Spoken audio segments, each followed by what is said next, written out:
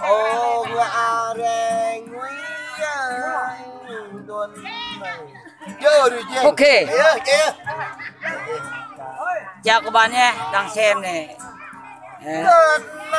Hát dân tộc hát năm xưa đó, các bạn xem nhiều hay á, các bạn ủng hộ cái kênh năm xưa các bạn nhé.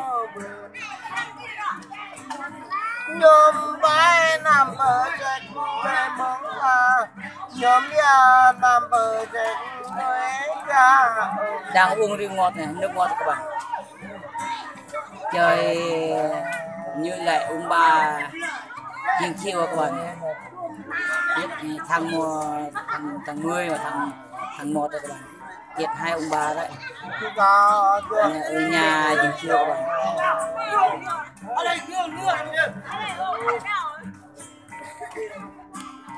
nhôm bay nằm ở bên Wait, number yang apa tahu nggak? Mau ya? Oh, Vô nên như cái này.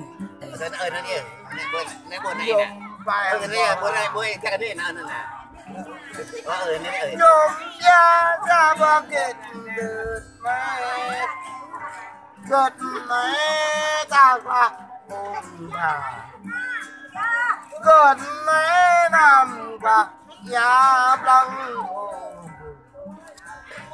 làm ta mặt quỳ mày mang ya yang này thường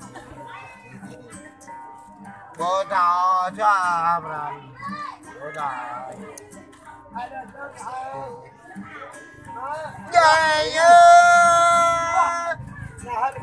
cùng cả tươi lắc đã mới tục lắc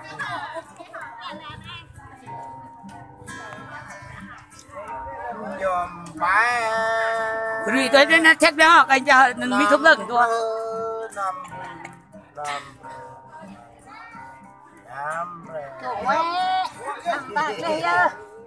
Ý chứ vậy.